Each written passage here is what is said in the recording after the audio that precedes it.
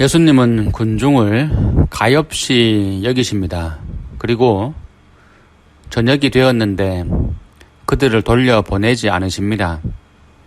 예수님은 당신을 찾아온 그들을 결국 배불리 먹이시며 그들을 거두어 드리는 것으로 당신의 사랑을 보여주십니다. 누군가 나를 사랑한다고 합니다. 누군가 나를 사랑한다고 말하고 나에게 고백합니다. 그것은 나에게 어떤 의미가 있는가? 나는 그 사랑에 어떤 반응을 보일 수 있는가? 그 사랑을 만끽할 것인가?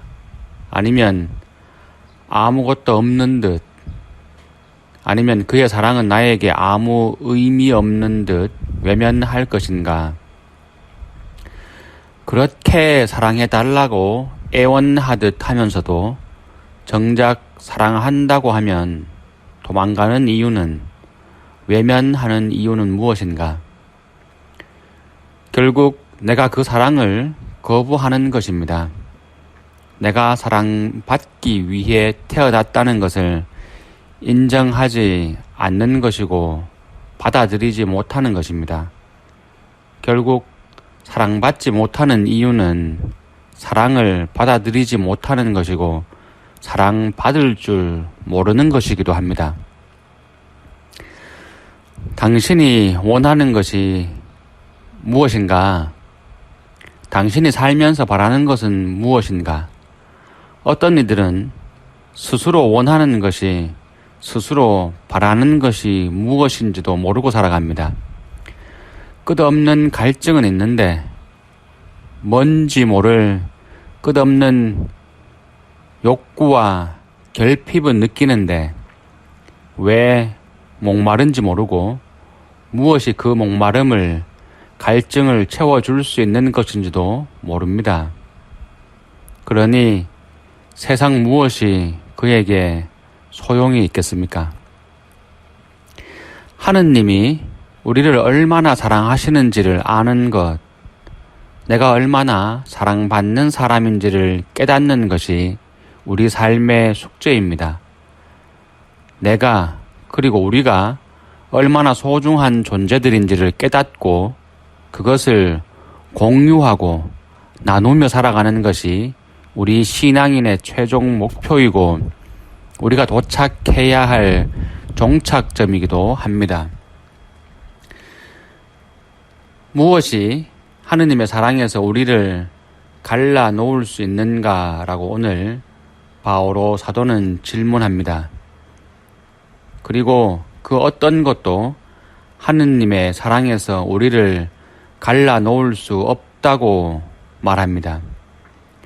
그런데 하느님과 우리의 사랑을 갈라놓을 수 있는 것이 단 한 가지 있다면 그것은 나의 어리석음과 나의 무지와 나의 약한 의지일 것이라는 생각이 듭니다.